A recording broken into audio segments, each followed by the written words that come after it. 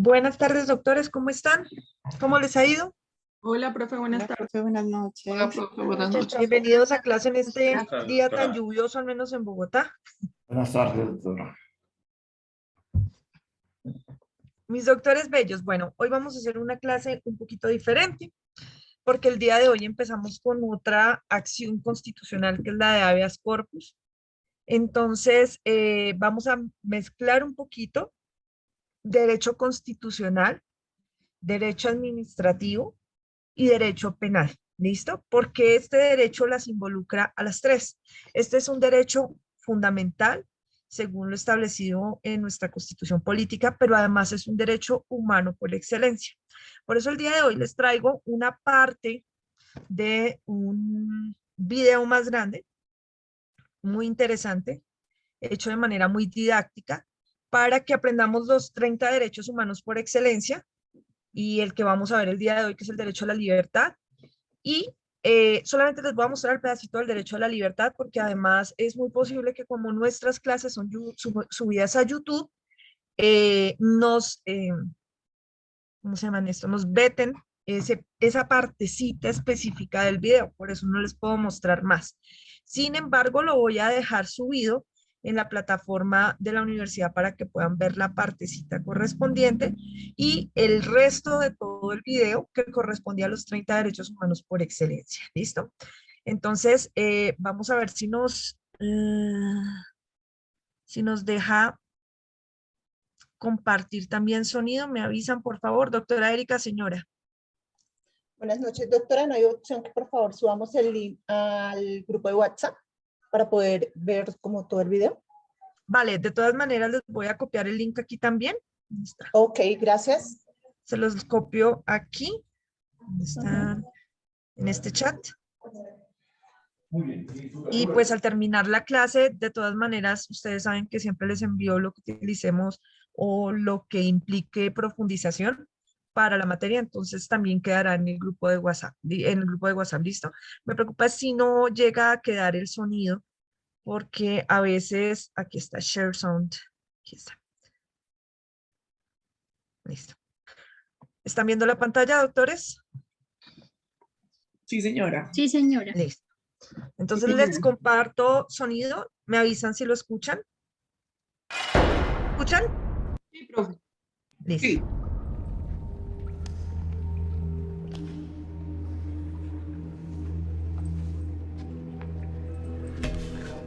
¿Hay alguien ahí? Esto no está bien. ¿Alguien me puede decir qué hice, por favor? ¿Alguien me lo puede decir? ¿Puedo hablar con alguien?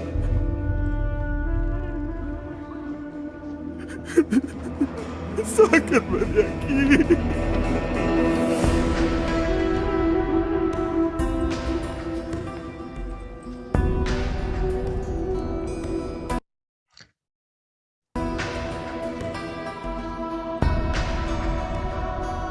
Este video, esta partecita del video, o sea, realmente me gusta mucho el video, son 28 minutos en donde les explican los 10 derechos humanos por excelencia, pero esta parte del video me llama mucho la atención porque nos sirve justamente para, adentrarnos en el tema del día de hoy, que es el derecho a la libertad, que como les expliqué en nuestras primeras clases de este módulo, no se protege mediante acción de tutela, sino mediante acción de habeas corpus, que es la que vamos a ver el día de hoy. Es importante tener en cuenta que el derecho humano por excelencia no es como tal la libertad, sino es no ser privado de manera injusta de la libertad. ¿Por qué razón? Porque es que el derecho a la libertad no es absoluto.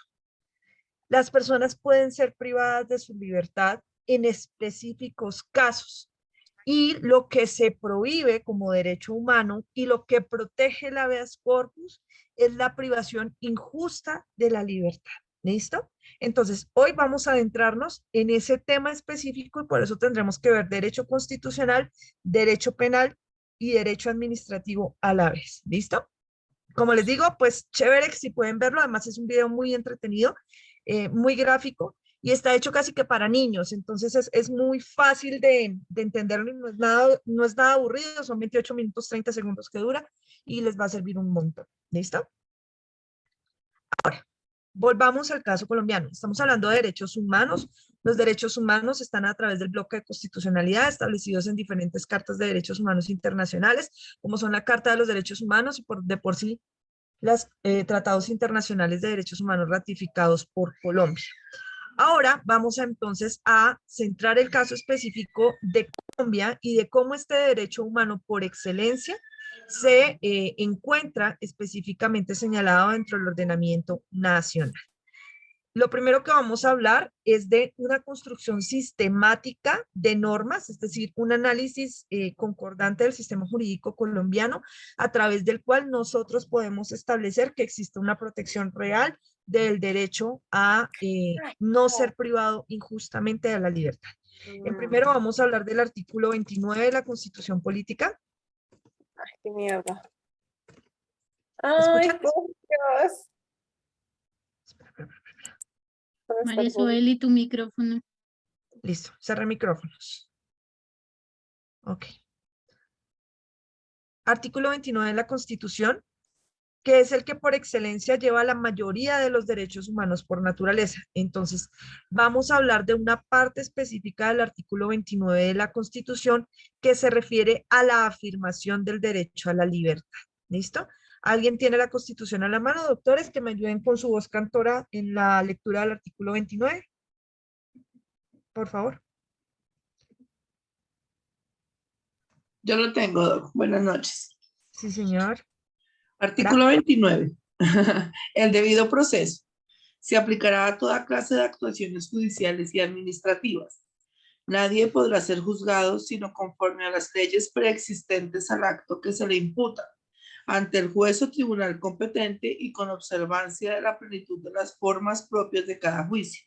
En materia penal, la ley permisiva o favorable, aun cuando sea posterior, se aplicará a la preferencia de la restrictiva o desfavorable. Toda persona se presume inocente mientras no se le haya declarado judicialmente culpable. Quien sea sindicado tiene derecho a la defensa de la asistencia de un abogado escogido por él o de oficio durante la investigación al juzgamiento, a un debido proceso sin dilataciones injustificadas, a presentar pruebas y a controvertir las que se alleguen en su contra, a impugnar la sentencia condenatoria y a no ser juzgado 2 veces por el mismo hecho. Es nula de pleno derecho la prueba obtenida con violación del debido proceso. Listo. Vamos ahora, o sea, aquí nos están hablando del debido proceso, ¿listo? El debido proceso implica una afectación también directa al derecho a la libertad. ¿Por qué razón? Porque hay un procedimiento específico para privar de la libertad a una persona. Entonces, ¿qué vamos a hacer en este momento? Vamos a leer el artículo 28 de la Constitución. Doctora querida, por favor. Sí, señora, dice, toda persona es libre. Nadie puede ser molestado en su persona o familia, ni reducido a prisión o arresto, ni detenido, ni su domicilio registrado, sino en virtud del mandamiento escrito de autoridad judicial competente, con las formalidades legales y por motivo previamente definido en la ley. Para ahí, Bueno. para ahí. Nadie puede ser privado de su libertad, vamos aquí a resumirlo, sino conforme a mandamiento escrito de la autoridad competente y con las formalidades previstas en la ley. ¿Listo? Eso nos dice el artículo 28. Es decir, que nos está colocando una limitante al derecho a la libertad. Entonces, en principio nos dicen en el artículo 28 que toda persona es libre. O sea, en Colombia toda persona es libre. Pero luego, a renglón seguido, nos hacen entender que el derecho a la libertad no es absoluto, sino que es posible afectar el derecho a la libertad limitándolo o quitándole la libertad a una persona, pero en solo algunos casos. Y dice primero que tiene que existir una orden por escrito de una autoridad competente. Y en segundo lugar, que si no hay orden por escrito, es posible privar a una persona solo con las formalidades previstas en la ley. Esto de las formalidades previstas en la ley y todo lo de la autoridad competente tiene directamente relación con el artículo 29 de la Constitución. El debido proceso, o sea, para privar a una persona de la libertad hay que llevar un debido proceso. ¿Cuál es el procedimiento para privar a una persona de la libertad? ¿Cómo se hace? ¿Cuáles son los mandatos y las formalidades establecidas en la ley? ¿Cuál es la autoridad competente para privar a una persona de la libertad? Por eso, vamos entonces ahora a saltar del derecho constitucional a ver cómo está desarrollada en la Ley 906 del año 2004.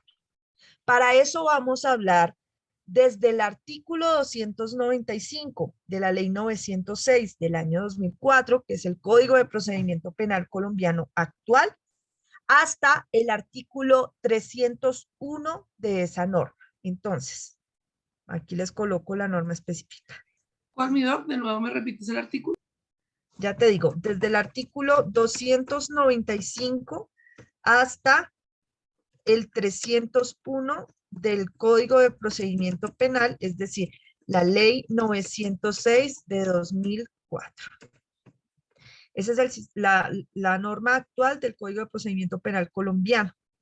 Y aquí vamos a encontrar varias cosas interesantes que de pronto sabemos o que de pronto no sabemos. ¿Listo? Entonces, tranquilos, ya les voy a compartir la norma, pero quiero que vayan viendo cómo hay una concatenación sistemática, es decir, un desarrollo armónico entre lo que acabamos de ver en el video que les publiqué, que hace parte de los tratados internacionales de derechos humanos, el desarrollo, eso es parte del bloque de constitucionalidad, el desarrollo de ese derecho a no ser privado de forma injusta de la libertad, en el artículo 28 y 29 de la Constitución, y ahora cómo el resto del ordenamiento jurídico empieza a guardar relación directa con esa salvedad constitucional e internacional por bloque de constitucionalidad frente al derecho a no ser privado de la libertad sin una razón justificada. Entonces, vamos en principio a estudiar, también a ver dónde está la norma, creo que es acá, listo. Perdón, un momentico. Discúlpenme, se trabó ahora aquí, ya. Se trabó la app. Oh, oh. Ahora no los veo y no me deja hacer nada. Pero nosotros vemos pantalla y te vemos a ti. Pero yo no veo nada, veo una pantalla blanca. Espérenme a ver si reacciona. Vale. Porque si no me toca sacar todo y volver a empezar. Algo pasó en el momento en que le di compartir. Y por más que intento, no termina. Espérame a ver. Un momentico. No, se trazó el proceso, ni siquiera reinicia. Doctores, me disculpan un momento, voy a tener que reiniciar todo, computador, app y todo. Entonces los va a sacar el sistema, probablemente, y si no, alguno de ustedes va a quedar como administrador para que me dejen después ingresar. Si los saca todos, volvemos a ingresar todos. ¿Listo? No se asuste. Ya regresamos. Listo, doctor. Bueno, sí, señor.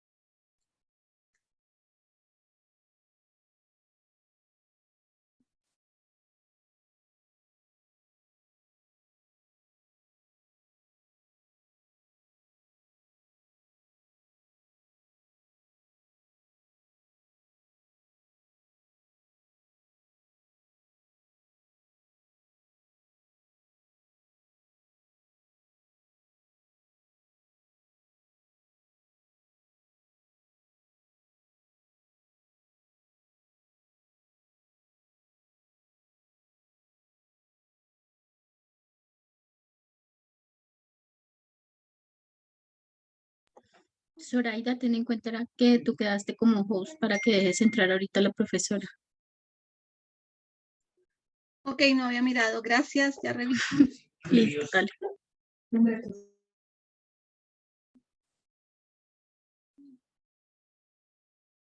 O sea que ahora los puedo silenciar a todos.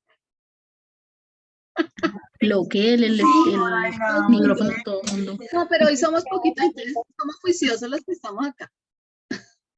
Creo que ya. Los desjuiciados son los del grupo de WhatsApp. Bueno, aquí también yo también soy desjuiciada. Creo que ya. Estoy No esperando. me diga eso, Zoraida, por favor. Ay, aquí somos muy desjuiciados todos. Ninguno nos salvamos. Todos desjuiciados. Y Acá estoy, doctores. alcohólicos. Por eso Acá estamos. estoy. ¿Me escuchan? Aquí estoy. Sí, ¿Ya? creo que ya. ¿Ok?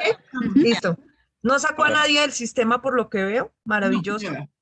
Y Zoraida. estamos grabando. ¿Les aparece el icono de grabación, doctores? Sí, señora, está grabando. Entonces, comparto pantalla. Esperemos otra vez no vaya a pasar lo mismo. Estábamos hablando de la ley 906 del año 2004. Comparto. Entonces, aquí vamos a hablar específicamente del artículo 295 del Código de Procedimiento Penal, que nos dice lo siguiente: afirmación de la libertad. Las disposiciones de este código que autorizan preventivamente, la privación o restricción de la libertad del imputado tienen carácter excepcional. Solo podrán ser interpretadas restrictivamente y su aplicación debe ser necesaria, adecuada, proporcional y razonable frente a los contenidos constitucionales. Es decir, el Código de Procedimiento Penal, que es el que señala los procedimientos para privar a una persona de la libertad, nos está diciendo que privar a una persona de la libertad es excepcional, excepcionalísimo. ¿Listo? Y que en todo caso tienen que observarse las garantías constitucionales para verificar si una persona está en una de las situaciones específicas para privarla de su libertad.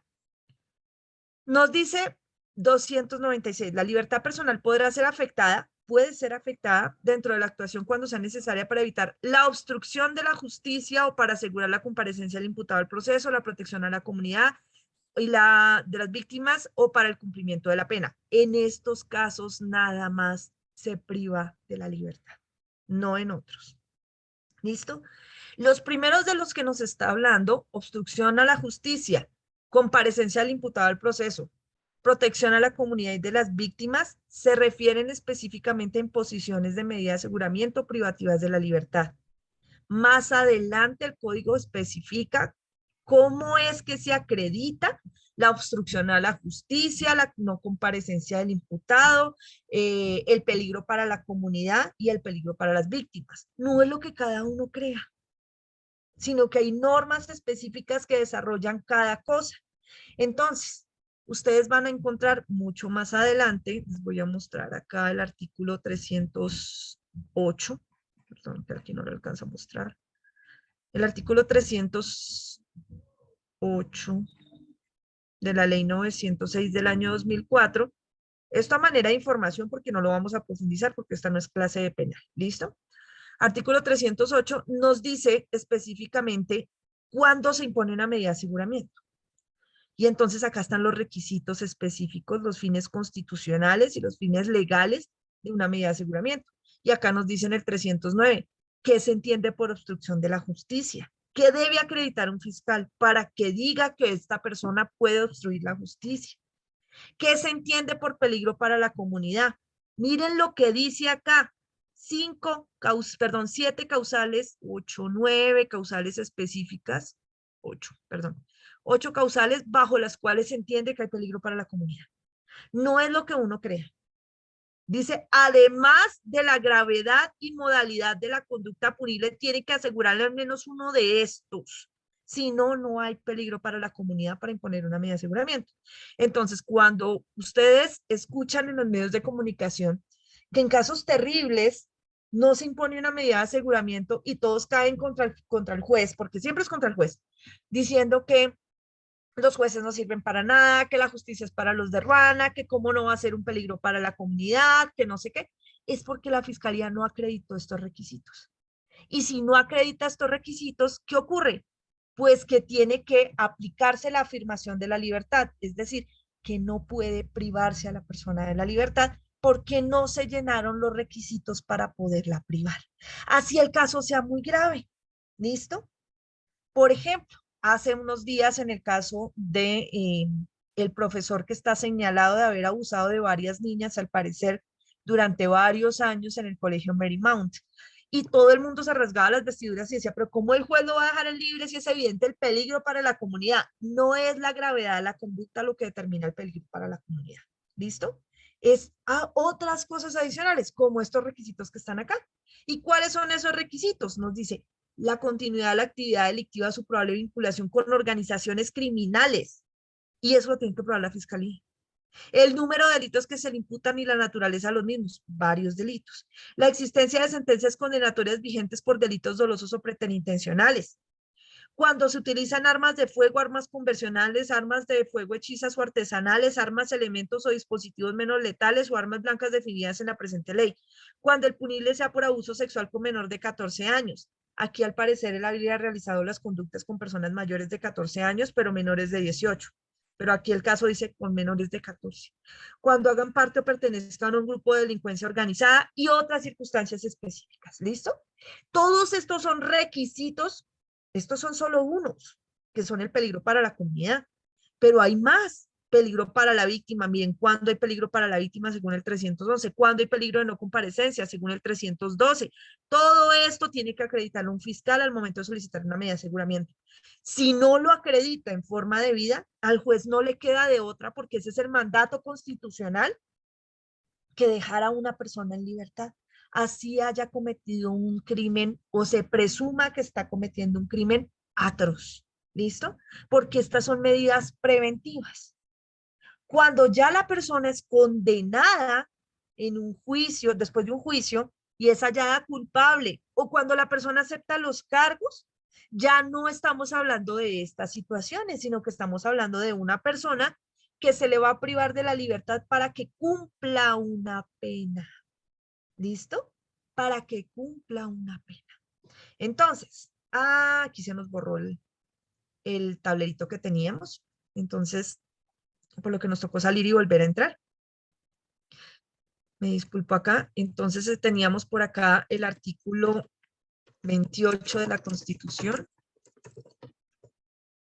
Por acá teníamos el artículo 29 de la Constitución.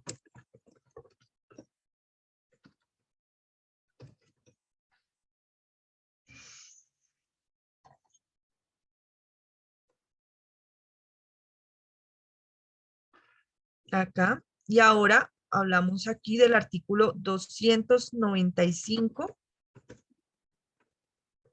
y siguientes. No vamos a decir que hasta el 301 porque pues hay más situaciones. Siguientes hasta el 310, más o menos, no, 312 de la ley 906 de 2004, que nos dice específicamente cuándo hay lugar a privar a una persona de la libertad.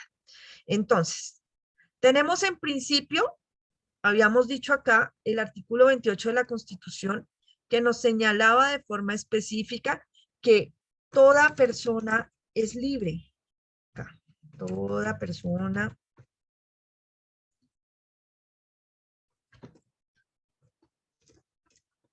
es libre. Nadie puede ser privado de la libertad sino conforme a orden escrita de la autoridad competente o con el lleno de los requisitos previstos en la ley. ¿Listo? Esto es lo que habíamos copiado hasta ese momento. Y decíamos que lo que se refería tanto a la autoridad competente como a los requisitos previstos en la ley tenía relación con el artículo 29 de la Constitución y el derecho al debido proceso, porque hay que llevar un debido proceso para privar a una persona de la libertad. Ahora, el artículo 295 y siguientes del Código de Procedimiento Penal nos dice otra vez que en principio, privar a una persona de la libertad es excepcionalísimo.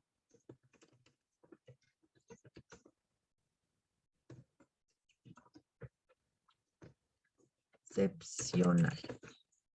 Y que esa privación de la libertad solo puede realizarse en los siguientes casos. Primero, cuando la persona se le imponga una medida de aseguramiento, una medida preventiva de aseguramiento en centro carcelario o en lugar de residencia. Esto es preventivo. Y entonces es ahí en donde hablábamos de los requisitos específicos del 308, 309, 310 y 311 y 12 del Código de Procedimiento Penal, que nos señala que para imponer una medida de aseguramiento el juez tiene que verificar unos requisitos específicos como son la obstrucción a la justicia, el peligro a la comunidad, el peligro para la seguridad de la víctima y la posible no comparecencia del procesado a la investigación, al proceso como tal que se está haciendo. Entonces, en principio, una medida preventiva. Esa es una de las razones para privar a una persona excepcionalmente de la libertad. ¿Cuándo más se le puede privar a una persona de la libertad? Cuando la persona fue vencida en juicio o aceptó cargos, y en esos casos es para cumplir pena.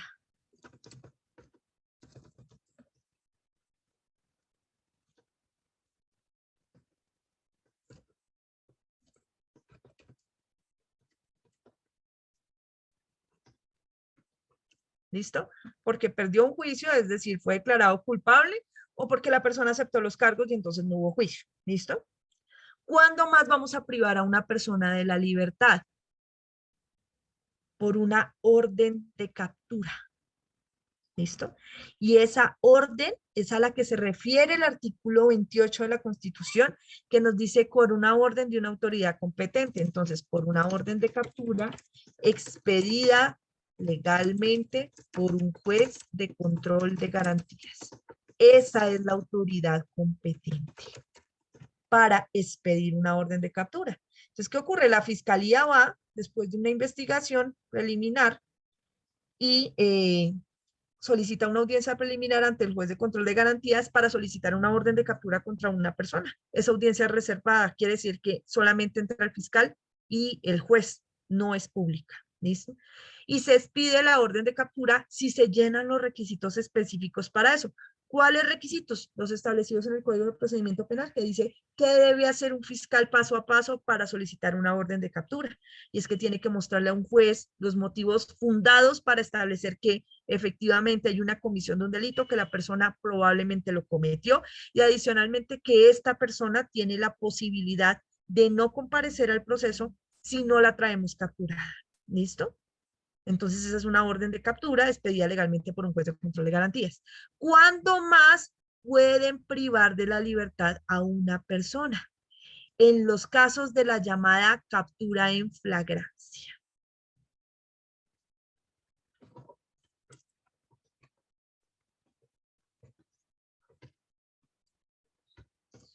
Que se encuentran específicamente señalados en el artículo 301 del Código de Procedimiento Penal. Es decir, la ley 906 del año 2004. Ojo, es flagrancia, no fragancia. ¿Listo? Fragancia es la de Pepe Le Pew, la de los perfumes. ¿Listo? Y contrario a lo que la mayoría de personas piensa, la flagrancia no solamente es cuando la persona es sorprendida con las manos en la masa. Hay más situaciones de flagrancia y están específicamente señaladas en el Código de Procedimiento Penal. Ya las vamos a ver en el artículo de 301 a medida de información general, porque ustedes van a ver esto mucho más profundamente cuando vean procesal penal. ¿Listo? Entonces vamos a ver las situaciones que determinan la flagrancia. O si quieres, yo lo tengo para que no quites el tablerito. Ay, perdóname. Listo, dale. Vamos a hablar del entonces el artículo 301 del Código de Procedimiento Penal. Gracias, doctora querida. Sí, señora, pero a mí el 301 me aparece, espérame, 301. Dice que es modificado y el 302 sí me dice procedimiento en fragancia. ¿301, Leo? 301, causales que determinan la Perfecto. situación de flagrancia. Sí, señora. Se entiende que hay flagrancia cuando, primero, la persona es sorprendida y aprehendida durante la comisión del delito. Para ahí, Segundo, esa es bueno, la famosa manos en la masa. O sea, lo encontramos en el preciso momento, ¿verdad? lo sorprendimos en cuando estaba cometiendo el delito. ¿Listo? Y en ese preciso momento en que estaba cometiendo el delito, lo capturamos. Vean que aquí no hay ninguna orden de captura. No la hay. Miren que no estamos capturando a la persona para cumplir una pena. Miren que no le estamos imponiendo una medida de aseguramiento, sino que es una situación específica en donde es posible privar de la libertad a una persona. Esto lo hace o la Policía Nacional o en ocasiones muy específicas las personas naturales. Pueden retener temporalmente a una persona, eso se llama retención, pero no está capturada. Será capturada por la autoridad competente, que será la Policía Nacional, en el momento en que se haga presencia en el lugar. Esa es la primera situación, la que todos conocemos, cuando la persona es sorprendida con las manos en la masa, como diríamos popularmente, o cuando la persona es sorprendida en el momento en que está cometiendo la conducta punible. Segundo, ¿cuándo más hay flagrancia, Dianita? Segundo, la persona es sorprendida o individualizada durante la comisión del delito y aprehendida inmediatamente después por persecución o cuando fuere señalado por la víctima u otra persona como autor o cómplice del delito inmediatamente después de su perpetración. Listo. Ahí nos está hablando de situaciones diferentes. No la encontraron realizando la conducta. Entonces, ¿qué es lo que pasa? Aquí existen las llamadas voces de auxilio. No sé si entre los compañeros y compañeras que están en clase el día de hoy tengamos personal de Policía Nacional en calidad de patrulleros, que son los que tienen que estar en la calle, o patrulleras de la Policía Nacional. Ellos son unos tesos con esto. ¿Listo? ¿Por qué razón? Porque ellos conocen muy bien esta norma para saber en qué momento hay flagrancia y pueden capturar a una persona o no. Y lo que está ocurriendo es lo siguiente. Por ejemplo, yo voy por la calle, llega un amigo de lo ajeno y me quita mi celular. En ese momento no hay nadie alrededor que me pueda ayudar a capturar. ¿Listo? Nadie. Y entonces yo empiezo una persecución y voy gritando por la calle. Voy detrás del ladrón y voy diciendo, auxilio, cójanlo, cójanlo, que me robó, no sé qué. Y en ese momento pasa la Policía Nacional o alguien llama a alguien de la Policía Nacional. Miren que la policía no estaba en el momento. No vio al ladrón cometer el ilícito, que sería la causal 1, sino que nos están hablando de las llamadas voces de auxilio. La persona es individualizada ¿por quién? Por mí, que soy la víctima. Yo la vi, yo sé quién es. Emprendo la persecución, pido ayuda a la policía llega y ellos no pueden decir es que lo vimos. No, no, ellos no lo vieron. Pero quien sí lo vio, que fui yo, digo, esta es la persona que me quitó mis cosas, que me quitó mi celular. Ayúdame, Policía Nacional, para capturar. Ahí hay situación de flagrancia, aun cuando no lo observaron en el momento preciso en donde estaba realizando la conducta. ¿Listo? Tercero, La persona es sorprendida y capturada con objetos, instrumentos o huellas de los cuales aparezca fundadamente que acaba de cometer un delito o de haber participado en él. en este caso específico no necesariamente hay persecución. En el caso anterior, en la causal anterior, hay persecución y la persona, digamos, no lo pierde de vista cuando lo captura, cuando llega la Policía Nacional. En estos casos, yo llego y me quedo tirada en el piso ahí porque al ladrón me atacó o algo así. Y llega la policía y me dice, ¿qué pasó? Y yo le digo, un ladrón me quitó el celular. ¿Por dónde se fue? Por tal parte. Y la policía se van, los patrulleros en su moto y lo encuentran. Pues me dicen, ¿cómo es el tipo? Y yo no es así, asata. Capturan a una persona, la encuentran, en ese momento no la capturan, sino encuentran a una persona en ese momento y le practican un registro, una requisa. Y en esa requisa le encuentran efectivamente el celular y mis cosas. Y quizás otras cosas que yo dije que utilizó, como armas y demás.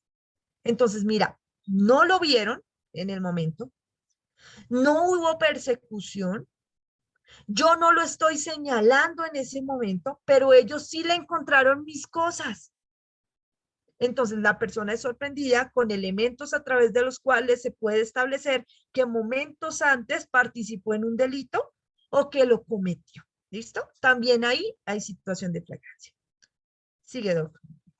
Cuarto, la persona es sorprendida o individualizada en la comisión de un delito en un sitio abierto al público a través de la grabación de un dispositivo de video y aprendida inmediatamente después. Listo. Todas estas causales hablan de inmediatez, ¿no? No es que uno vaya y coja al ladrón por allá 3 días después. No, estamos hablando de inmediatez. O sea, esto es muy rápido. Cuando se rompe la inmediatez, ahí es donde está el problema, ¿no? Porque pues eso es relativo de cada caso. Pero pues estamos hablando de periodos de tiempo supremamente cortos, ¿listo? En donde se logra capturar a las personas. En este nos está diciendo que la persona es grabada cometiendo el ilícito. Grabada. Pero ojo, ¿grabada en dónde? En un sitio público. Grabada en un sitio público a través de cámaras de vigilancia. Observamos que está cometiendo el ilícito y inmediatamente vamos al lugar y logramos capturarlo. ¿Ves? Inmediatamente.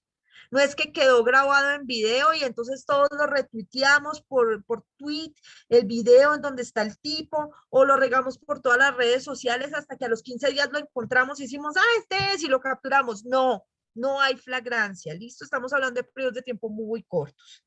Por esa razón, cuando ustedes ingresan, o todos ingresamos a establecimientos de carácter privado, ¿listo?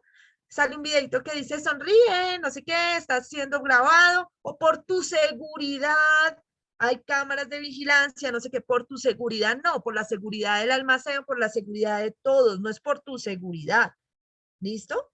Es para que como que el ladrón diga, maldita sea, me están grabando acá, no voy a hacer nada, pero puro popó, porque si no, no tendríamos delitos en video, ¿listo? Y sí los tenemos delitos en video. ¿Qué pasa, profe, si no lo capturan en ese momento? Sino después, si ya sabemos en dónde está y después es que lo vemos por allá y decimos, este es el del video. En ese caso no hay flagrancia y entonces la fiscalía debe solicitar una orden de captura contra la persona porque no puede capturarlo así. Si lo captura así, la captura es ilegal. ¿Listo? Había una manito levantada, un momentito. La bajaron. Bueno, listo. Ok, sigue Dianita, por favor. Dice, la persona se encuentre en un vehículo utilizado momentos antes para huir del lugar de la comisión de un delito, salvo que aparezca fundadamente que el sujeto no tenga conocimiento de la conducta punible. Listo. ¿Qué es lo que pasa? Esta es la situación de flagrancia más difícil de probar, ¿no? Y es, por ejemplo, llegan unos ladrones y se suben a un carro, a un taxi. Y entonces la policía persigue el taxi y captura a todos los que están entre el carro.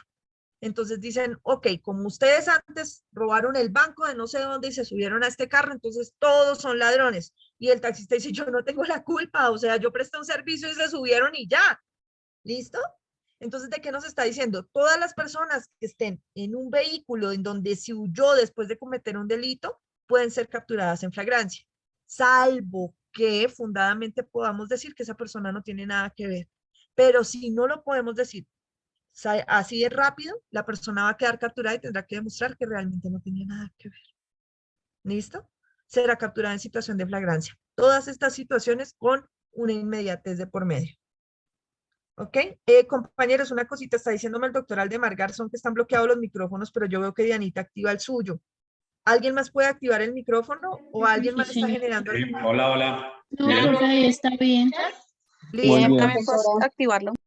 Listo, gracias. Doctor Aldemar, si no puedes activar tu micrófono, no soy yo quien lo tiene bloqueado, de pronto es algo en tu app, entonces si quieres sal y vuelves a ingresar si de pronto no te está permitiendo hacer alguna pregunta, ¿listo? Continuemos, Dianita. ¿No, Doc? ¿Ahí se acabó? Listo. Ahí se acabó la vaina. ¿Ya? Vale, las personas me está diciendo que los de celular no los permite.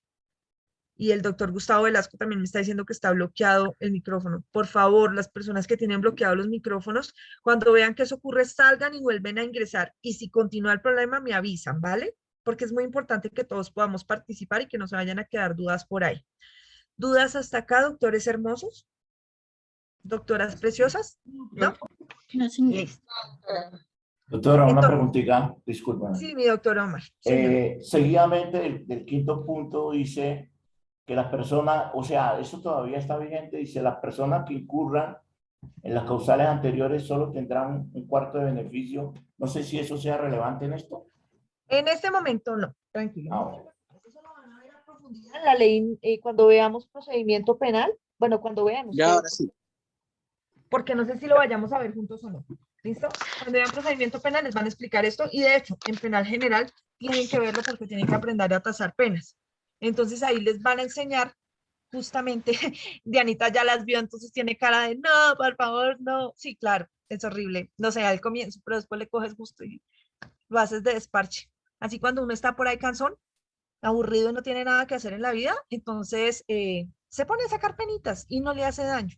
¿Listo? Además, son matemáticas para abogados. O sea, yo soy pésima en las matemáticas. Yo peleé con división después de 3 cifras, ya de ahí para allá las matemáticas y yo nos separamos definitivamente. No pudimos convivir. Mis hermanos se burlan de mí. Ellos son matemáticos, entonces son muy buenos con eso y se burlan de mí y me ponen a hacer cuentas para que tengan de qué reírse. Y yo dicto clases de tasación punitiva, entonces créanme que no es tan difícil. Son matemáticas para abogados, son sumas, restas, multiplicaciones, divisiones, nada del otro planeta. La cosa más difícil que van a ver va a ser pasar de decimales a enteros, nada más si son reglas de 3. De resto, no van a tener nada más de problema. Si nos vemos algún día en penal, les explicaré con el paso a paso mi método DUMI para, como yo aprendí a tasar penas, con ese aprenderán ustedes si nos vemos en clases de penal. Y si no, pues entonces ojalá den con uno de los muy buenos profesores que hay en la Universidad de Penal para que les expliquen bien ese tema de tasación punitiva en donde va a tener relevancia el parágrafo del artículo 301. ¿Listo, mi doctor? Omar. Sí, doctora, muchas gracias. Y sí, sí está vigente. ¿Listo? Ok. Ok. Profe, yo tengo una pregunta. Mi doctora Angelita, señora. Profe, es que no entiendo bien el tema de la medida preventiva de aseguramiento. Eso es cuando cogen a una persona y lo tienen en un lugar mientras el juez le aplica una pena o algo así. Sí, señora. Es cuando, por ejemplo, ustedes escuchan que capturaron a una persona o que la llevaron y le formularon imputación y que están determinando si le van a imponer medida de aseguramiento. Las medidas de aseguramiento son preventivas, es decir, es para que la persona enfrente el juicio o el proceso privada de la libertad. Eso es excepcional. Bueno, cuenta la leyenda que eso es excepcional. En este país ahora se volvió la regla general, que a todo el mundo le ponen medida de aseguramiento por cualquier cosa. Y cuando no, entonces se rasgan las vestiduras los medios de comunicación y toda la sociedad sin entender que hay un procedimiento para eso. ¿Listo? Y que hay una razón de ser para que las personas no sean privadas de la libertad por todo. Incluso tanto que nosotros decimos, claro, es que aquí somos unos corruptos, tercermundistas, burros, de todo. Pero en Estados Unidos se colocan fianzas. Por horrible que sea el delito, hay fianza. ¿Listo? Y entonces ustedes van a ver a personas sindicadas o imputadas de delitos gravísimos, tiroteos, masacres, delitos sexuales contra menores, violencia intrafamiliar, torturas y demás, en muchas ocasiones están libres enfrentando sus juicios en libertad. Entonces, mi doctora Angelita, las medidas de aseguramiento son en situaciones muy específicas, las medidas preventivas son muy específicas para que por alguna razón, obstrucción a la justicia, peligro para la comunidad, peligro para la víctima o riesgo de no comparecencia, desarrollados todos ellos en el Código de Procedimiento Penal, una persona debe enfrentar un proceso penal privada de la libertad.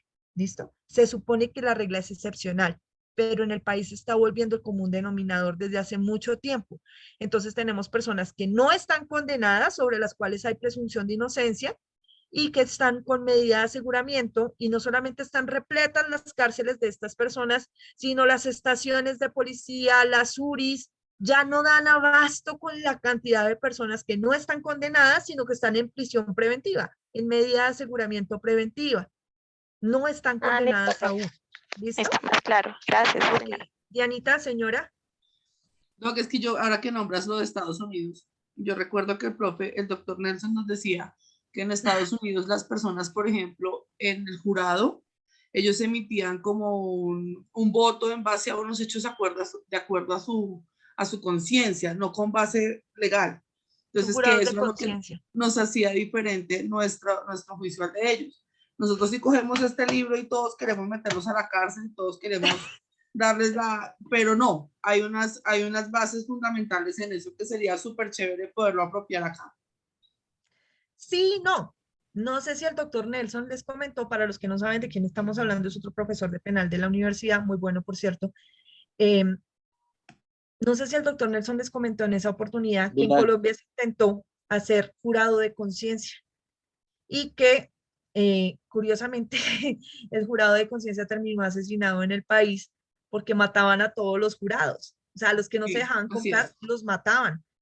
Ustedes son muy niños, pero en una época aquí había jueces sin rostro y fiscales sin rostro, precisamente para evitar que los mataran, y era en la época del terrorismo, como desde aquí nunca hubiéramos superado esa época, pero digamos que en la época del terrorismo, de Pablo Escobar y demás, en donde los jueces y fiscales sin rostro tenían que ser así, sin rostro, no sabían saber quiénes eran para que no los mataran. Entonces los jurados de conciencia no funcionaron en el país porque los mataban. Entonces no es que no lo hayamos podido hacer, o sea, no es que no lo hayamos intentado hacer, es que lo intentamos hacer y los mataron. Primero. Y segundo, en el país no hay una formación jurídica suficiente, básica, en las personas del común para tomar determinaciones no pasionales, cosa que sí hay en Estados Unidos. De hecho, hay películas y documentales muy buenos en donde explican cómo se hace la escogencia de los jurados en Estados Unidos. Y al que le denoten una pasión especial o una intencionalidad especial que pueda viciar su objetividad al momento de decidir, lo descartan, lo sacan de los jurados. Es que allá hacen un proceso de jurados, de elección de jurados, muy parecido a los jurados de votación de acá, a los que nos llega la citación para ser jurado de votación. Pero esas personas que son llamadas a ser jurados tienen que pasar por unos cursos de preparación, y tanto fiscalía como defensa les hacen unas preguntas y unas preparaciones específicas, y si ven que no les sirven, los tachan y cambian por otro. Tanto fiscalía como defensa pueden hacer tacha de jurados. De manera que el jurado que ustedes ven en las películas allá no es gente común y corriente que llegó ahí. Sí, es gente común y corriente en el sentido de que pueden ser el señor que limpia la calle, la señora que hace el aseo, el señor panadero, el profesor del colegio, de la universidad. Son personas, son ciudadanos comunes, pero son personas que pasaron por una formación y un proceso de selección muy estricto para poder sentarse a administrar justicia, entre comillas, y es elegir en un caso específico si hay o no personas que puedan llegar a ser culpables de una conducta. Ahora, muy posiblemente el doctor Nelson también les explicó que en Estados Unidos hay un derecho que es si usted quiere que la decisión sea tomada por un juez o si quiere que sea tomada por un jurado. Es decir, no siempre va a haber jurado, es porque el procesado acepta que haya un jurado. Y no todos los casos lo tienen. Y se toman las determinaciones por jurado solamente en causas penales. ¿Listo? Allá solamente hay dos áreas del derecho, el penal y el civil, y todo se tramita bajo esas dos, las que se llaman causas civiles y las que se llaman causas criminales, no más. Así aparecen allá en Estados Unidos. Pero es que, recordemos, mi doctora Dianita, nuestra primera clase, que ellos son common law. Ellos están basados en una forma completamente diferente, en un sistema jurídico diferente al de nosotros, que somos positivistas. Entonces, la norma de ellos es muy diferente a la forma como nosotros interpretamos y hacemos justicia y como todo nuestro sistema jurídico funciona.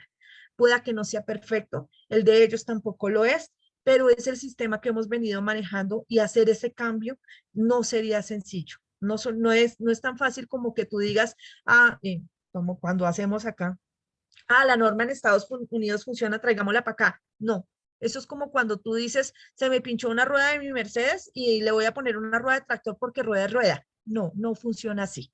Si tú traes una norma de derecho internacional de una familia jurídica distinta, de un sistema jurídico distinto, y lo implementas en el país, va a ser lo mismo que la rueda de tractor en tu BMW o en tu Mercedes. Va a volver miércoles el carro. Así funcionan las cosas cuando no se implementan de forma adecuada en el país, porque no vienen diseñadas para encajar dinámicamente en el sistema jurídico que tenemos. Así funciona perfecto allá, funciona allá porque todo el sistema está diseñado para que esa ruedita case perfecto ahí. ¿Listo? Ok, ¿dudas hasta acá?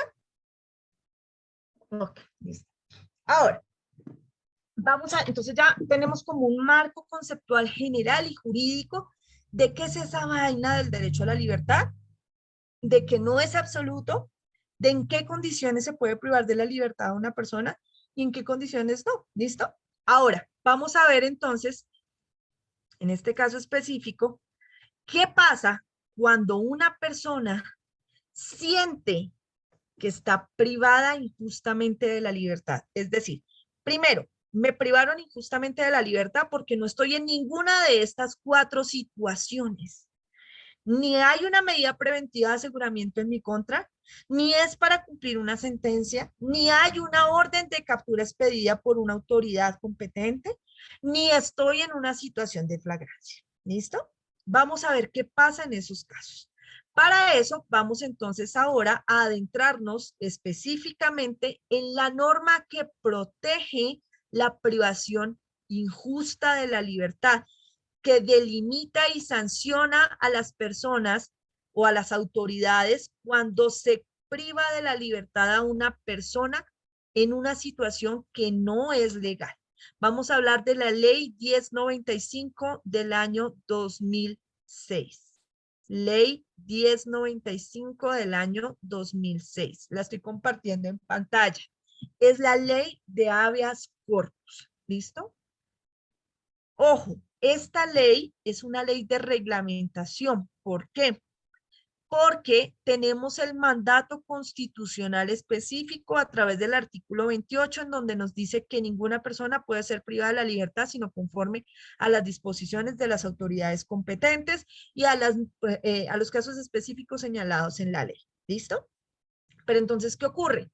El habeas corpus es el derecho fundamental de una persona a no ser privada injustamente de la libertad. Primero esa, porque son 2 cosas a través de las cuales procede el derecho de habeas corpus. Derecho y mecanismos a la vez. Primero, cuando estoy injustamente privado de la libertad, por alguna razón. O sea, yo no estoy en ninguna de las 4 causales antes mencionadas. Y segundo, cuando a pesar de estar en una de las causales de privación de la libertad, existe ilícita prolongación de la libertad. Vamos a explicar esas 2 situaciones. ¿Listo? Ya volvemos con la ley 1095 que la vamos entonces a ver de forma pormenorizada en un momento. A ver, acá. Espérenme porque es que esto aquí. Ya. Ok. Entonces, listo. Vamos a ver entonces la ley 1095 del año 2006. Ley de habeas corpus. 95 de 2006. ¿Listo?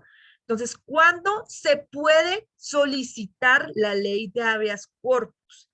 En una de 2 situaciones. Cuando considero, yo como persona, considero que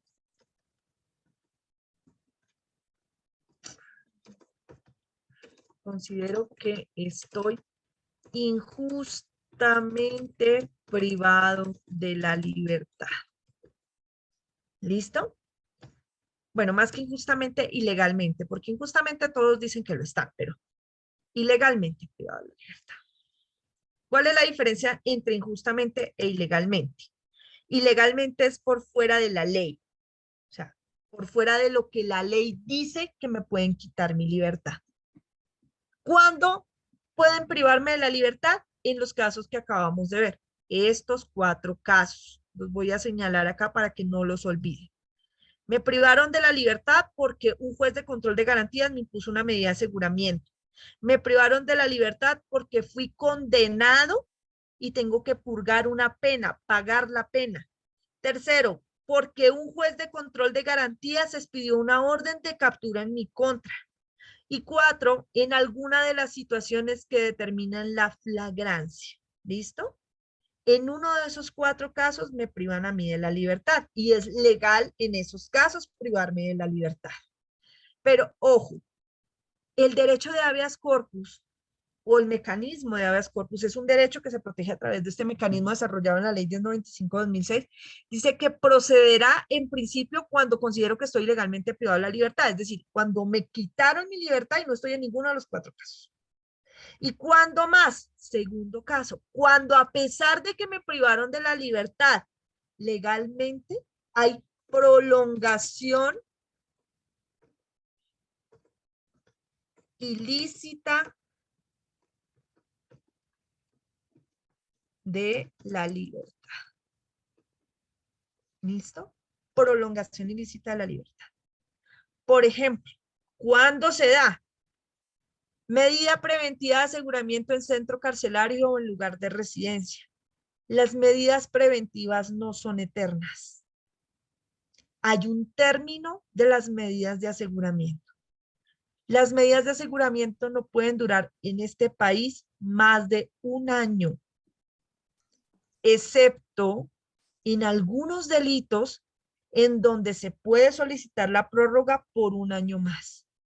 Pero si no se solicitó la prórroga o es uno de los delitos que no permiten prórroga, después de un año la persona debe ser dejada en libertad. Esa es una de las causales de libertad por vencimiento de términos. Esa es una de las tantas. ¿Listo? Entonces, ¿cuánto es el término de una medida de aseguramiento? Un año, excepto en algunos delitos en donde se puede prorrogar por otro año a solicitud de la Fiscalía o el apoderado de víctimas. ¿Por cuáles delitos, profe? Artículo 307 del Código de Procedimiento Penal, parágrafo. Dice que se puede prorrogar la medida de aseguramiento en los delitos señalados en el título cuarto, libro segundo de la ley 599/2000, que no son otros que los delitos de carácter sexual. En los delitos contra el estatuto anticorrupción, delitos relacionados con corrupción, también se puede prorrogar por un año más la medida de aseguramiento. Ojo, repito la norma, artículo 307, parágrafo del Código de Procedimiento Penal, ley 906 del año 2004. Dice,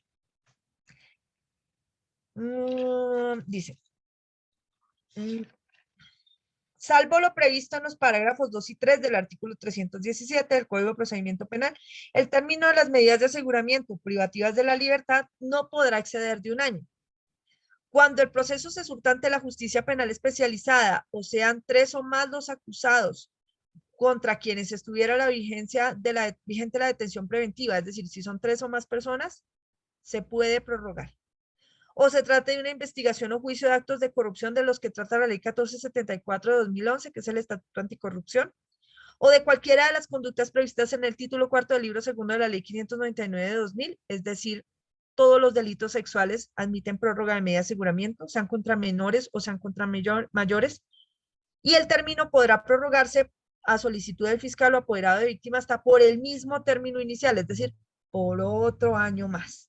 Pero si no la solicitan ni el apoderado de víctimas ni la fiscalía, así sea uno de estos delitos especiales, la medida de aseguramiento pierde vigencia y en consecuencia la persona debe ser dejada en libertad, entre comillas, ¿no? Porque pues la norma más adelante dice que se le debe sustituir la medida de aseguramiento por una no privativa de la libertad. Va a tener otras medidas que lo obligarán a comparecer al proceso y asegurarán otras cosas como por ejemplo que no agreda a la víctima y que no genere peligro para la comunidad estando en libertad, pero en todo caso la persona va a estar en libertad, ¿listo? Sometida a unas medidas no privativas, pero va a estar en libertad en esos términos específicos. Entonces, ojo, hay privación ilícita de la libertad en el primer caso cuando vencido el término de la medida de aseguramiento, es decir, un año después de que se impuso la medida de aseguramiento, no se solicitó la prórroga en los delitos que son susceptibles de prórroga, o no es un delito susceptible de prórroga, después de un año se acaba la medida de aseguramiento y la persona queda libre y puede seguir enfrentando el proceso en libertad. Mi doctor Omar Claret, te doy el uso de la palabra mientras coloco acá en la parte correspondiente. Doctora, frente a esto que usted está colocando aquí, pues yo le estoy dando una interpretación y no sé si de pronto esté equivocado. Pero cuando usted dice prolongación ilícita de la libertad, ahí no sería la prolongación ilícita de la privación de la libertad. Privación de la libertad, sí señor, tienes razón. Gracias, no coloqué el enunciado completo. Muchas gracias, mi doctor. Mucho gusto. Gracias a usted. Entonces, cuando existe vencimiento de la medida de aseguramiento, entonces acá les coloco la regla general. Regla general. Doctora, una preguntita. Sí, señora. Si después de pasado el año del vencimiento de términos, no hay una prórroga o algo, o sea, no sé, no hay prórroga, entonces uno ahí interpone habeas corpus o otro En recurso. principio ustedes tienen, bueno, cualquier abogado tiene la posibilidad de solicitar vencimiento, libertad por vencimiento de términos, es una audiencia ante el juez de control de garantías. Pero si digamos la están negando o se demora demasiado tiempo, está programada muy larga, se puede solicitar el habeas corpus, ¿listo?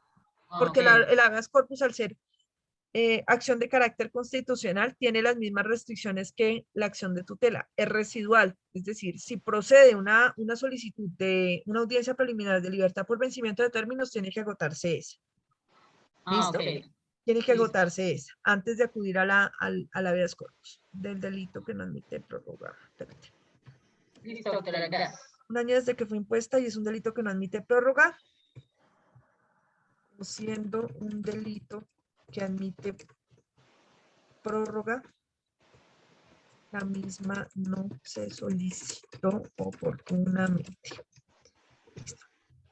Entonces aquí vamos a colocarle un asterisco a esta porque pues en principio lo que procede no es habeas corpus, sino procede es una solicitud de libertad por vencimiento de términos. ¿Listo? Entonces aquí les dejo el asterisco para que no la olviden, porque no siempre procederá el habeas corpus en ese caso. En casos excepcionales y de manera residual procede el habeas corpus. ¿Cuándo más? Volvamos aquí a las causales. Cumplir una pena impuesta luego de un juicio por una aceptación de cargos. Si yo ya cumplí mi pena, me condenaron a 5 años, 10 años, 3 meses, lo que sea, y ya purgué toda la pena y me siguen teniendo encerrado, ya la privación injusta de la libertad se está dando. ¿Listo? Entonces, en esos casos también. Cuando cumplí mi pena y sigo encerrado.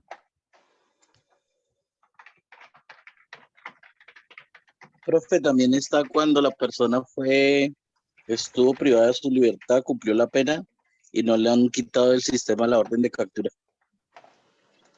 Pero ahí no está privado de la libertad, ¿me entiendes? Pero cada vez que lo causa la policía para mirarle el antecedente, va guardado 24 horas hasta que el abogado llegue. Bueno, en principio ahí habría vulneración de otro derecho que es el habeas data, ¿no? Que es tener las autoridades tienen que tener actualizados los sistemas de la información que tienen. Pero efectivamente, si cada rato lo están cogiendo por lo mismo y ya pagó la pena, pues la persona puede interponer habeas corpus. Yo ya cumplí mi pena. ¿Listo? Tercera situación, orden de captura expedida legalmente por un juez de control de garantías. Vamos a ver esta, la de la orden de captura y las situaciones de flagrancia las vamos a ver a la par porque tienen que ver con un término específico. ¿Listo? Estas dos, orden de captura y situaciones de flagrancia. Cuando la persona tiene orden de captura o cuando ha sido capturada en situación de flagrancia, inmediatamente es capturada. Independientemente de si fue por flagrancia o por orden de captura, comienza el término de 36 horas. Horas.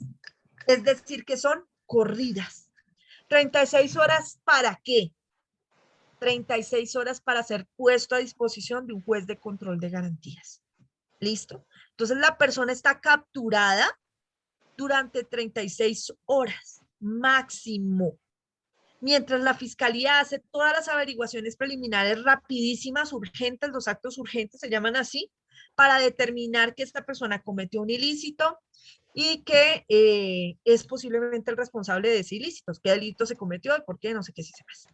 Y si quiere privarla de la libertad definitivamente, es decir, o al menos imponerle una medida de aseguramiento, tiene máximo 36 horas para llevarla ante un juez de control de garantías, que será el que le imponga la medida de aseguramiento. La fiscalía no lo puede hacer. ¿Listo? Pero hay muchos casos en donde la fiscalía los captura, por ejemplo, en situación de flagrancia o por orden de captura, y realiza los actos urgentes y los deja en libertad antes de las 36 horas. ¿Por qué? Porque considera que el caso no amerita una medida de aseguramiento. Entonces no lo va a llevar hasta un juez de control de garantías. Pero hay casos en donde sí. Entonces, ¿qué pasa? Si vencidas las 36 horas desde la captura, vencidas las 36 horas desde la captura, ya sea en flagrancia o por orden de captura, la persona no ha sido puesta a disposición de un juez de control de garantías.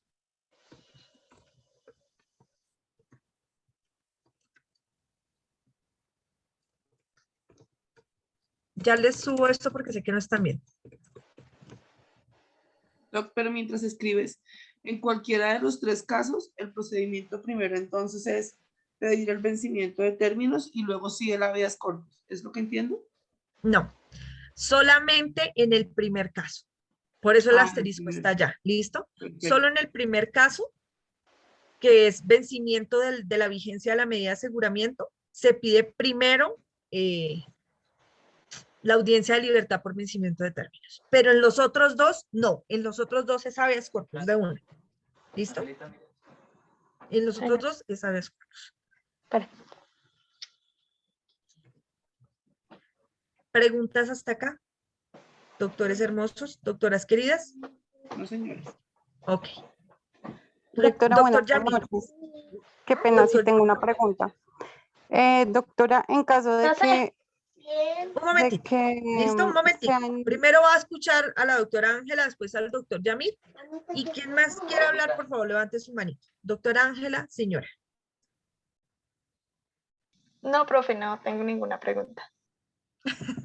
Listo, doctora. Doctor Yamil. Bueno, no sé si, bueno, primero que todo, buenas noches. Profe. Buenas noches, doctor. No sé si es otro procedimiento o cómo es el cuento, pero en los casos cuando la privación de la libertad está por solicitud de extradición,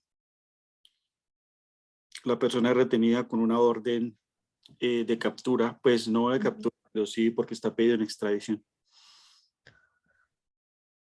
Sí, ¿qué pasa en esos casos? En esos casos, ¿cuándo es ilegal? ¿Cuándo se convierte en ilegal? En esos casos, ¿cuándo aplica el habeas corpus? Como, digamos, que la persona pueda decir a través de su abogado interponer un habeas corpus. Es difícil, doctor, porque la solicitud de extradición está avalada por la Corte Suprema de Justicia y está firmada por el presidente. Es decir, aquí ha habido una verificación previa de que los requisitos se dan para establecer la situación de extradición. Pero más allá de eso, sí se puede dar en casos muy concretos. Uno de los más comunes y que también se presenta cuando la persona es capturada para cumplir pena es la situación de la homonimia. Es decir, alguien tiene mi nombre, mi número de cédula y lo condenaron o lo solicitaron en extradición y está usurpando mi nombre. ¿Listo? Pero yo no soy la persona que cometió el delito. Es un camello. Es un camello demostrar. Y pasa muy seguido, más de lo que debería. Y es que al momento de expedir una orden de captura, ya sea para extradición, para cumplir pena, o una orden de captura normal para llevarlo ante un juez de control de garantías, eventualmente para iniciar un procedimiento para audiencia de formulación de imputación, la fiscalía tiene que haber verificado la plena identidad de la persona que va a solicitar la captura, es decir, que realmente se trata de la persona que estamos buscando, de la que cometió el ilícito. Y entonces, ¿qué pasa? Alguien se robó tu cédula, tú perdiste tu cédula, cometieron delitos con tu cédula, etcétera, etcétera, y cuando los capturaron dijeron tu nombre y presentaron tu cédula y luego los dejaron en libertad, finalmente los condenaron o los pidieron en extradición o lo que sea, y no eres tú. Pero tú sí eres el de malas que capturan en la calle. En esos casos hay que hacer confrontación dactiloscópica entre la persona que fue capturada y el sistema AFIS de la Registraduría Nacional del Estado Civil. Es decir, cuando nosotros vamos y nos cedulamos, cuando cumplimos los 18 años y nos cedulamos, a nosotros nos toman la cartilla de cada dactilar, es decir, nos toman todas las huellitas de nuestros pulpejos para establecer quiénes somos. ¿Listo? Esa tarjeta de preparación queda ya con todos nuestros datos generales de, por ejemplo, si tenemos lunares, tatuajes, cicatrices especiales, lo que sea, y de nuestros demás datos individualizadores, cuándo nacimos, dónde nacimos, quién es nuestro papá, quién es nuestra mamá, nuestra tez, por ejemplo, si tenemos el lóbulo pegado o despegado de la oreja, la forma de la nariz, etcétera, etcétera. Hay varias cosas que están allí. ¿Listo? Y de todas esas situaciones individualizadoras, más las impresiones dactilares, se confrontan. Entonces, yo digo que yo me llamo Diana Cruz. Yo soy Diana Cruz Parra y doy el número de cédula de Diana. Y cometí un ilícito. Y todo el mundo me quedó capturada como Diana Cruz Parra con cédula no sé qué. Y me toman mis impresiones dactilares. Esas impresiones que toman al momento de capturarme, las deben confrontar con el número de cédula de Diana que aparece en la registraduría, en donde aparece la tarjeta de preparación de quien les pidieron esa cédula, es decir, de Diana. Al comparar mis impresiones dactilares, las mías, las que yo estoy capturada, la de la capturada, con la de Diana, se van a dar cuenta que no somos la misma persona. Entonces dicen, la capturada está mintiendo, no es Diana Cruz Parra. Eso tienen que hacerlo antes. Pero hay ocasiones en donde no lo hacen o lo hacen mal. Y entonces terminan condenando a Diana Cruz Parra con cédula no sé qué y si sé más, a tal pena privativa de la libertad. Y empieza una orden de captura por todos lados a buscar a Diana Cruz. Hasta que un día Dianita está por ahí, de rumba o en un Transmilenio o lo que sea, le dicen, queda capturado. Y yo, ¿qué? Yo, pero si yo no hice nada. Eso no es problema mío. Usted está capturada, vaya y demuéstrelo allá. Dianita está en un calabozo y dice, hombre, pero es que no soy yo, la orden es legal, pero la persona que cometió el ilícito no soy yo. Habeas corpus. Y en el habeas corpus van a solicitar la confrontación y van a decir, oiga, sí, qué pena con Diana, no era ella. ¿Ves? Entonces eso también puede llegar a pasar en una orden de extradición. ¿Listo, mi doctor Yamil? Bueno, no, sí. Pues no, es que yo trabajo ahí en la oficina, el grupo donde yo trabajo, pues allí la mayoría de personas capturadas son con fines de extradición y los capturan y más o menos a los 8 o 15 días todos los abogados están radicando habeas corpus. Obviamente pues son estudiados. No proceden en la mayoría de casos. No proceden nunca, pero sí, lo niegan. Sí, lo hacen es por satisfacer al cliente, asumo yo. ¿Qué más? Justificar honorarios que llaman por ahí, doctor. Pero sí, señores. Ahora, esa es la otra. El hecho de que usted radique una vez corpus no quiere decir que le van a decir que sí, ¿no? Que sí tiene toda la razón y que lo van a dejar libre. El juez verifica la situación concreta si hay o privación injusta de la libertad o prolongación ilícita de la privación de la libertad. Entonces, si hay alguno de los dos casos, dará la orden de libertad y concederá la habeas corpus, pero si no, nada, sigue allá encerrado. ¿Listo? O encerrada. Doctora Dianita, señora. Hola, profe. Profe, una pregunta. Cuando tú dices que son 36 horas desde la captura para que sea puesta la persona a disposición del juez de garantías, son 36 horas hasta que empiece la legalización, o sea, la audiencia de la legalización de la captura. No, Sí, son 36 horas para hacer, ¿cómo es que dicen ustedes? La audiencia del combo, del triple. O sea, ¿sí? No, nosotros no decimos eso. Eso es arte popular del triple combo, que eso se oye como por allá un prostíbulo de mala muerte, del triple combo. Más o menos. No, eso no, los abogados penalistas no hablamos del triple combo. Además, porque casi nunca es triple combo, a veces son quíntuple combo o algo así, porque viene con legalización de incautación, con legalización de registro de allanamiento, o sea, pueden ser audiencias que pueden durar, a veces uno duran audiencias preliminares en casos de connotación criminal, connotación nacional, cuando son BACRIM, sobre todo, no puede durar en audiencias preliminares un mes. Entonces, ojo, no se ha impuesto medida de aseguramiento, pero ya están puestos a disposición del juez de control de garantías. Lo importante es que la audiencia de legalización de captura sea la primera que se haga, por lo general la primera que se hace antes de que se venzan las 36 horas. ¿Listo? O sea, son 36 hasta que empiece la audiencia de legalización de captura. De ahí para allá se pueden demorar lo que dure, pues. Hay dos interpretaciones, una que dice hasta que empiece y otra que dice hasta que el juez imparta legalidad a la captura.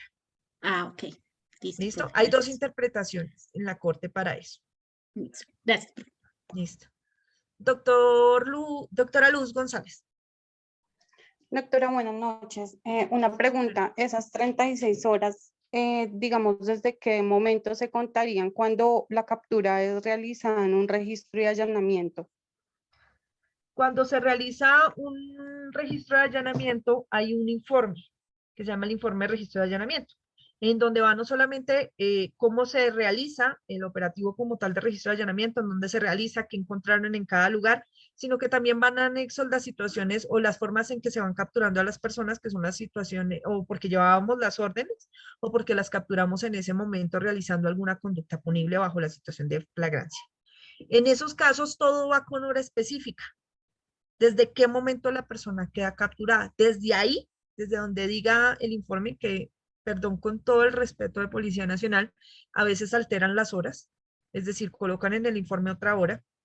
Desde ese preciso momento empiezan a contar las 36 horas. ¿Listo? Ok, doctora, muchas gracias. Listo.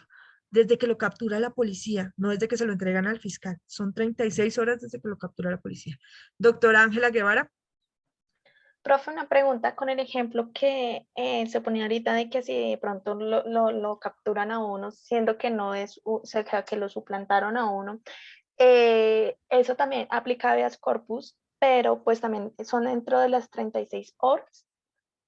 No, eso es inmediato, o sea, de por sí uno debería solicitarlo inmediato, porque pues hay una cosa concreta y es que hasta hace más o menos 4 años las personas que eran capturadas para cumplir penas no iban ante el juez de control de garantías. Es decir, eso no se legalizaba ante el juez de control de garantías, entonces quedaban en la inocua porque no se sabían si eran 36 horas o no. ¿Listo? Pero ojo, las 36 horas son para situación de flagrancia, nada más. Entonces, perfectamente puede ser capturado con fines de extradición o para cumplir pena, pero el punto es que las 36 horas solo aplican para flagrancia. Entonces, las personas pueden solicitar habeas corpus, inmediatamente sientan que no son ellos los que están, o los que están siendo llamados y buscados por la justicia. No necesidad, y ojo, son dentro de las 36 horas para la situación de flagrancia, pero cualquier persona al minuto siguiente que sienta que está ilegalmente privada de la libertad porque no es él. En este caso sería ese el de suplantación. No es por prolongación, sino porque ilegalmente estoy privada de la libertad porque no soy yo la persona que están buscando. Al minuto siguiente puedo interponer habeas corpus. ¿Listo? Listo, profe, gracias. Ok. Doctor Edwin Beltrán, perdón.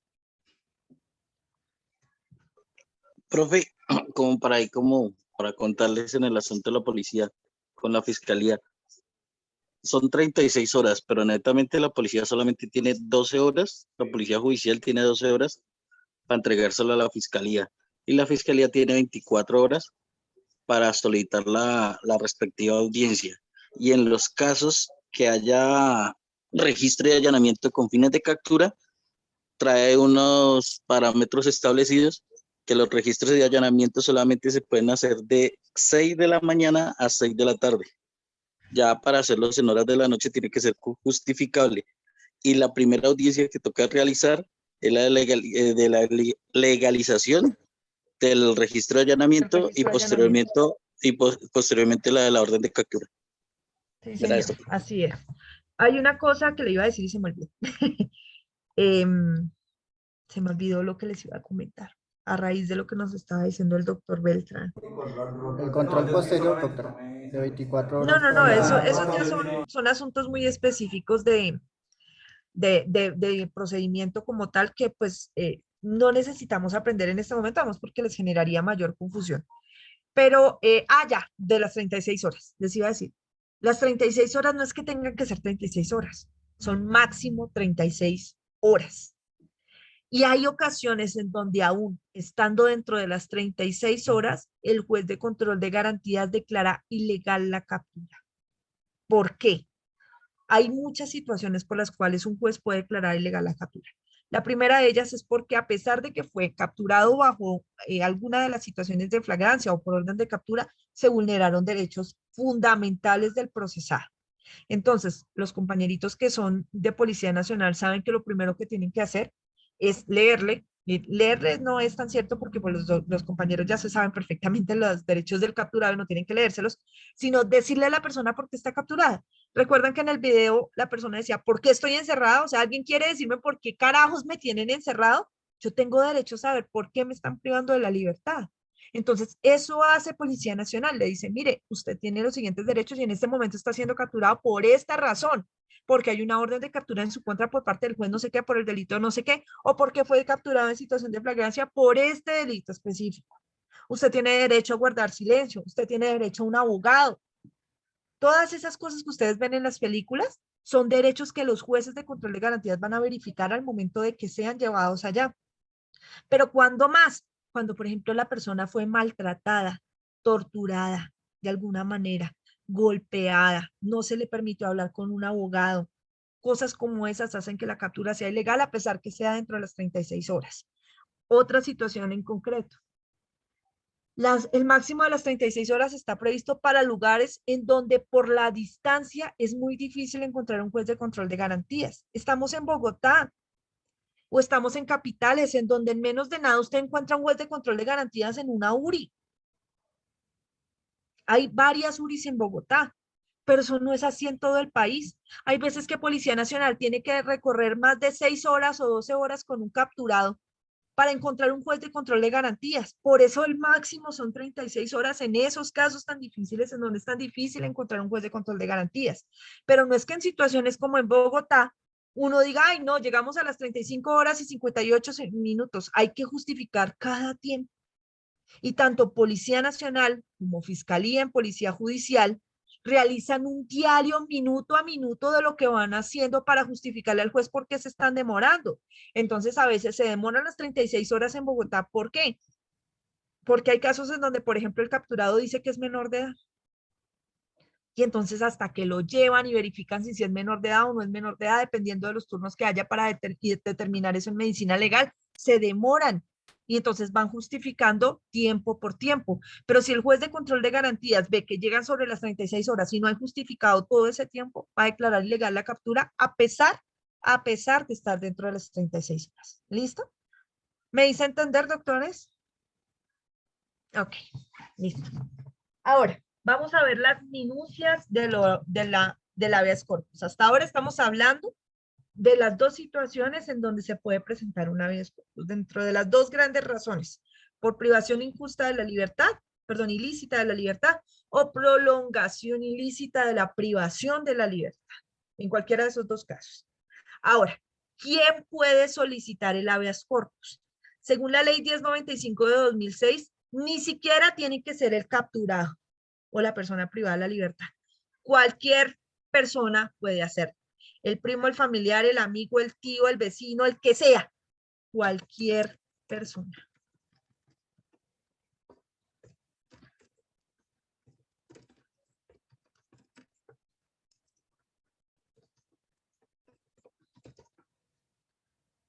Esta situación tiene que ser clara para todos nosotros. No se necesita que quien la invoque sea el capturado o la persona que está privada de la libertad. Ni siquiera se necesita que sea alguien de su familia. ¿Listo? Cualquier persona puede presentar la solicitud de habeas corpus. Vamos aquí a volver específicamente a la ley 1095. Y nos está diciendo primero la definición, lo que les estaba diciendo, que las personas no pueden ser privadas de la libertad, sino que de acuerdo a tales situaciones específicas, y dice que garantías para el ejercicio de la acción constitucional de habeas corpus, artículo 3. Invocar ante cualquier autoridad judicial competente el habeas corpus para que sea resuelto en un término de 36 horas. 36 horas máximo tiene este. Vean que incluso es más rápido que la acción de tutela, porque la acción de tutela son 10 días. Este mecanismo son 36 horas. Anoche cuando les mostraba el aplicativo en línea de habeas corpus, de erradicación de habeas corpus y tutelas, ustedes veían que la acción de tutela sí tiene un término, ¿no es cierto? O sea, un horario, pero el habeas corpus no, porque puede ser a cualquier día, a cualquier hora del día y de la noche, los 365 días del año, no importa. Hay abierto la posibilidad de habeas corpus. Debe haber un juez competente en cualquier parte del país, listo y enturnado para resolver un habeas corpus. Y entonces hay unos turnos específicos que fija el Consejo Superior de la Judicatura, en donde enturna a todos los jueces del país y le dice, usted está disponible para habeas corpus durante las próximas 24 horas. Y el juez está ahí pendiente, sabe que si llega a una habeas corpus le toca resolverlo rapidísimo y está a su disposición. ¿Qué es 24, que es 31, que estamos en Semana Santa? No importa. ¿Listo? Esta debe estar disponible en cualquier momento. Que la acción pueda ser invocada por terceros en su nombre sin necesidad de mandato alguno. No se necesita poder, no se necesita ser abogado. Cualquiera lo puede hacer. ¿Listo? Cualquiera. Que la acción pueda ser invocada en cualquier tiempo mientras que la violación persista. Lo que les digo que son los 365 días del año, las 24 horas del día. Aquí está el sistema de establecimiento de turnos. Aquí dice que debe hacerse. Que la actuación no se suspenda o aplace por la interposición de días festivos o vacancia judicial. Nada detiene un habeas corpus. Que la Defensoría del Pueblo y la Procuraduría General de la Nación invoquen también el habeas corpus en su nombre. Entonces, también lo puede interponer la Defensoría del Pueblo. ¿Dónde está? Ay, espérame, ¿qué se me hizo? Se me perdió el tablerito, aquí está. Ya. La puede invocar. Se trabó. ¿Qué pasó? Espérate. Ya. Me asusté. Pensé que se iba a volver a bloquear. La puede interponer. Entonces, cualquier persona puede solicitarlo en favor del capturado y también lo puede interponer, bien sea la Procuraduría General de la Nación, cualquier procurador,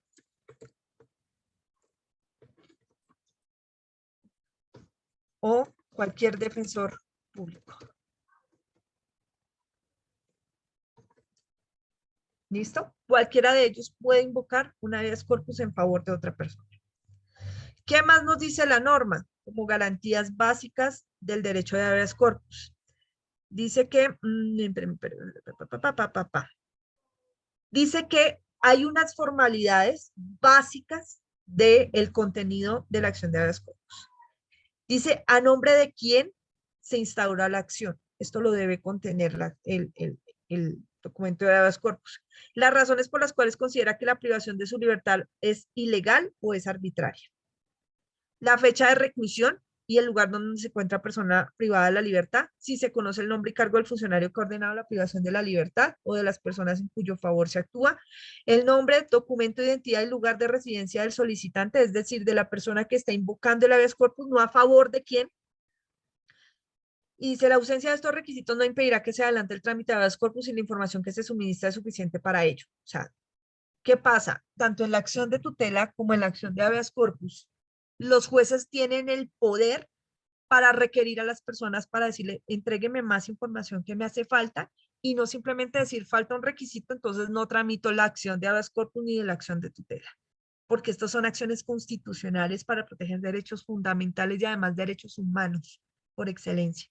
Entonces el juez puede eventualmente solicitar más información dentro de ese término rapidísimo para darle trámite al habeas corpus correspondiente. ¿Listo? Y aquí como tal vemos el trámite. Hay una situación concreta con el trámite del habeas corpus. Y es que dice que inmediatamente se recibe el habeas corpus, el juez debe entrevistar a la persona que está privada de la libertad y verificar lo que le están diciendo en el habeas corpus. ¿Listo? Muchas veces el juez no lo entrevista. ¿Listo? Y no lo entrevista por situaciones específicas. Porque, por ejemplo, no es posible acceder rápidamente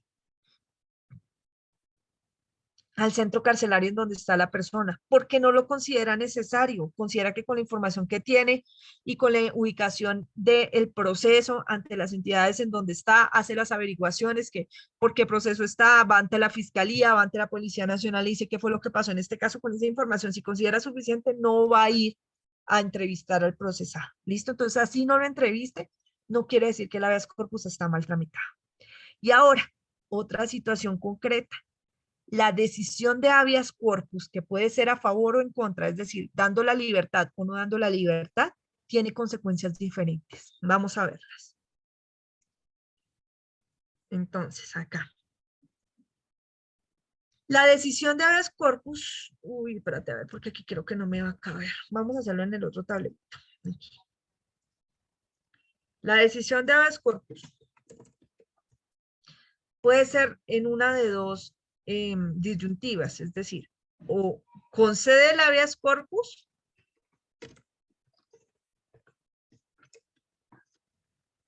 o niega el habeas corpus.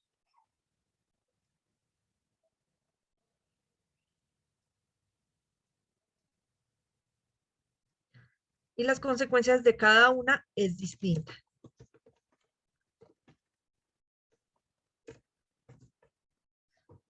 Si concede el habeas corpus, hay orden de libertad inmediata. Orden de libertad inmediata para la persona. Y esa persona no puede ser privada de la libertad de nuevo hasta tanto no se le materialice la libertad por esta orden. ¿Cómo así, profe? Si esta persona tiene una orden de captura vigente diferente al trámite que estamos haciendo en el habeas corpus, no le pueden hacer efectiva esa orden de captura hasta tanto la persona no recobre la libertad. ¿Listo?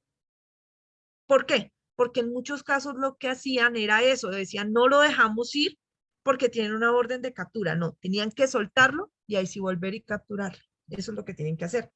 Pero además, la decisión de la concesión del habeas corpus no admite recurso. No admite recurso. Si se concede, no hay recurso. ¿Listo? Ahora, contra la decisión que niega el habeas corpus, sí hay recurso. Y ese recurso se llama también de impugnación.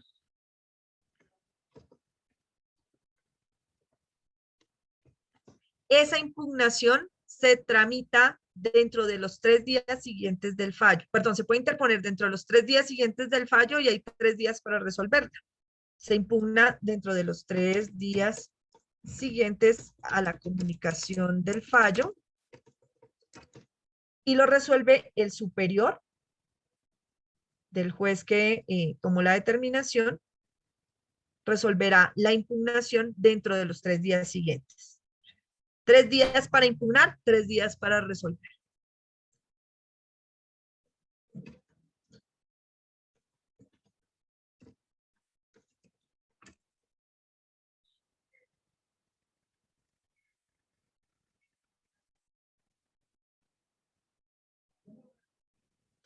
¿Listo? Entonces, ojo, solo procede impugnación cuando se niega, no cuando se concede. Solo cuando se niega. Ahora sí, doctora Nidia, ¿qué pregunta tienes? No, doctora, ya me quedé despejada con lo que estabas explicando. Gracias. Ah, ok. Listo. Listo, mi doc. ¿Preguntas hasta acá, doctores hermosos? No, listo. Un favorcito solamente. ¿Será que puede ir un momentico a la pizarra? Eso, para una foto ahí. Acá, espérate, le colocamos que se resuelve en 36 horas para que no nos quede acá el hueco. Profe, una se pregunta. resuelve el máximo 36, ¿no? No es que tengan que ser 36. Señora. Y no me confundan las 36 horas del habeas corpus con las 36 horas para poner a disposición del juez de control de garantías, ¿no?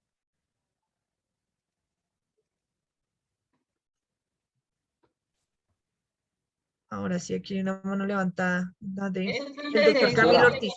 Doctora, esas 36 horas se cuentan desde el momento de la captura. No. Por eso les digo, no me las confundan.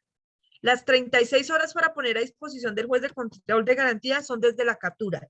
Las 36 horas para resolver el habeas corpus es desde el momento en que se interpone el habeas corpus. ¿Listo?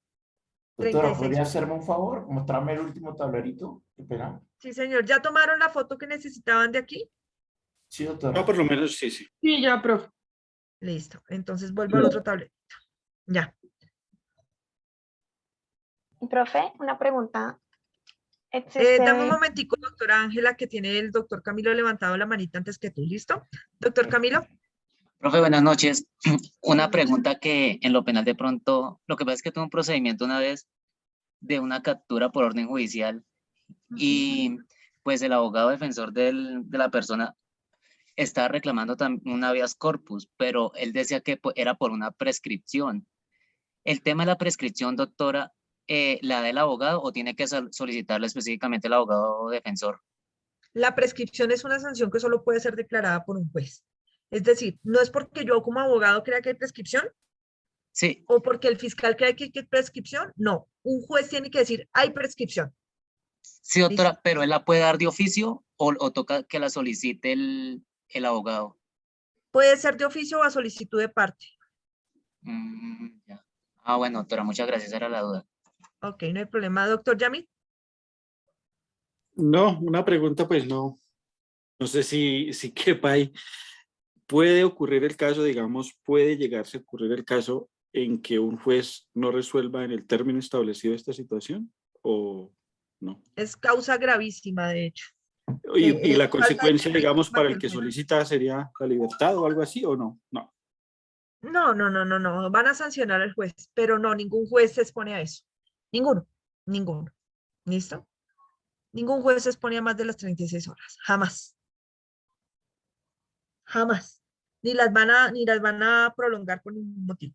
Más de las 36 horas para resolver un habeas corpus no se da. Ahora, aquí me faltó una cosa. Una vez se concede el habeas corpus, no solamente hay orden de libertad inmediata, sino que esto es tenaz, o sea, hay compulsa disciplinaria contra quien privó injustamente de la libertad a la persona o contra quien prolongó ilícitamente la libertad.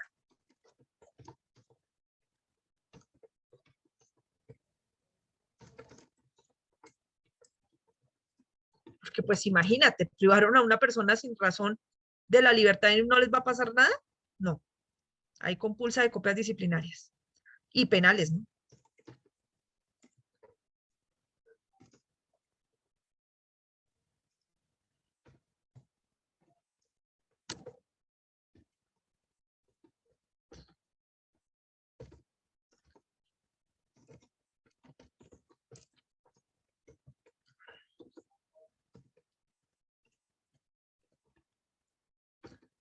Listo. Doctor Camilo, señor. Se me olvidó bajar la mano, que pena. No te preocupes. Doctor Yamil. Doctor Yamil. Igual, se me olvidó bajar la mano. Ah, ok, listo. Listo, doctores. De todas maneras, les voy a pedir, ya les resumí la ley, pero échenle una leidita, por favor.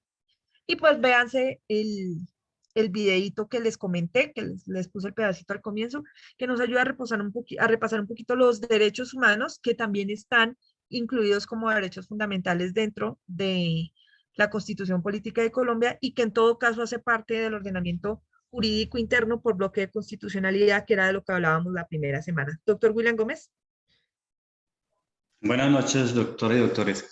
Doctora, tengo una inquietud en base a esto, por lo menos un caso de mi familia. Tengo un hermanito que tiene problema mental. Sí. Y pues, ¿qué hace una persona enferma mental? Se defiende a veces con los ataques de alguien, es con groserías, es muy grosero. La policía, más que todo, son los que a veces lo han encerrado en el CAI, le han dado ¿cómo se dice? Bueno, una pela, le dan su pela cada vez que pueden, en diferentes CAI lo han hecho, no lo dejan llamar, cuando él llama, vamos, sí, y pues la mayoría de policías se encubren, todos se tapan que ahí no fue, él dice quién fue, y cuando uno va, ya al policía lo han retirado del CAI, como bueno, los mismos compañeros lo envían para otro lado mientras tanto que uno va. Mientras que uno habla uno a veces yo busco con quién puedo hablar del CAI con el que los dirige, el comandante, si en el momento está, pero nunca se puede. Entonces hay veces lo han llevado a OPJ, ha tenido los morados, lo hemos llevado a la fiscalía, yo procedo con todo eso, pero sin embargo no pasa nada. Y pues como le digo, hasta ahora pues nosotros estoy aprendiendo del tema y pues nunca hemos interpuesto nada. Entonces es algo que nos pasa muy seguido con él. Mi padre es retirado de las fuerzas. ¿Y saben quién es él? Sobre todo él todavía dice, mi padre es retirado, su oficial, él a quienes lo conocen. Y bueno, esas groserías y todo. Entonces, es un tema bastante, lo pongo a colación, es ¿qué puedo hacer en esto? Porque pues no queremos que más adelante, Dios no lo quiera, pase a mayores. El último policía que le dio una pela a él, dijo que como quisiera que fuera mi papá, quien fuera quien, y pues que él lo arreglaba, que él lo podía estar curando a golpes, que solamente le dijeran cuándo y él lo aliviaba. Entonces, sí me gustaría, doctora, ¿qué recomendaciones me puede dar en base a todo esto para poder prevenir que se siga pasando estas eventualidades con él? Bueno, doctor, en principio, pues prevenirla es imposible, ¿no? Porque pues no podemos prevenir la actuación de tu hermano, ni podemos avisarle a todos los policías de todo Bogotá, o pues no sé si será de Bogotá, decirle si a este señor en estas condiciones no le hagan nada. Eso no lo podemos hacer, ¿listo? No sé si sea más viable de pronto que haya alguien que siempre acompañe a tu hermano para evitar que pasen esta clase de cosas, ¿listo? Pero eso es una cosa. Situación distinta es lo que ha ocurrido y lo que puede llegar a ocurrir cuando se lo llevan. Si ya ha sido golpeado en forma reiterativa y ustedes tienen la prueba de eso, hay que iniciar un proceso disciplinario en la Oficina de Control Interno Disciplinario de la Policía Nacional contra todos los policías que estuviesen en esa zona, ya en ese calle específicamente en donde él dice que ocurrieron las cosas, ya que no quieren decir quién es la persona que directamente lo lesionó. ¿Listo? Primero. Segundo, hay que solicitar acompañamiento de la Procuraduría General de la Nación para asuntos policíacos. Hay una división especial. Y además acompañamiento para la Defensoría del Pueblo y la Procuraduría General para Derechos Humanos, la Delegada de Derechos Humanos, en estas situaciones tan delicadas, ¿no? Pues para que ver qué pasó. Y adicionalmente, si tu hermano ha sufrido alguna consecuencia mayor a las lesiones, habría lugar a una acción de reparación directa contra la Policía Nacional por lo que le hayan causado específicamente a tu hermano. Y obviamente hay que denunciar las lesiones que ha sufrido. Para las lesiones, si son con incapacidad inferior a los 30 días o incluso superior a los 30 días, pero inferior a los 90, sin deformidad física que afecte el rostro o deformidades o incapacidades de carácter permanente o pérdidas motoras de carácter permanente, son delitos querellables y por lo tanto tienen que haberse interpuesto la denuncia dentro de los 6 meses siguientes a los hechos. ¿Listo? Si pasaron más de los 6 meses, ya no podemos denunciar por lesiones personales ante fiscalía, pero sí podemos iniciar las otras actuaciones que te estoy mencionando. ¿Listo? Y pues lo más importante, adjuntar las pruebas de que realmente es Policía Nacional que es la que lo está haciendo, ¿no? Debe haber grabaciones en los CAIs o en las cámaras de seguridad, además del testimonio que obviamente daría tu hermanito. Vale, doctora, yo le pague por el dato, ¿vale? Con mucho gusto, doctor. Listo, compañeros, pues entonces muchísimas gracias a ustedes por dedicarme 2 raticos de su sábado, 2 horitas. Muy amables y pues quedamos pendientes. Recuerden, el lunes es nuestro parcial. Por favor, lean esta ley con detenimiento. Recuerden que el parcial del lunes lo van a realizar ustedes como jueces de la República, ya no como abogados, y va a estar referido a todo lo que vimos esta semana, incluyendo la clase del día de hoy. ¿Listo? Doctores Gracias, queridos, doctora. bendiciones, que descansen y feliz resto de Gracias, semana. doctora. Bendiciones para usted también. Buenas noches, profe. Gracias. Muchas gracias. Hasta luego. Gracias, doctora.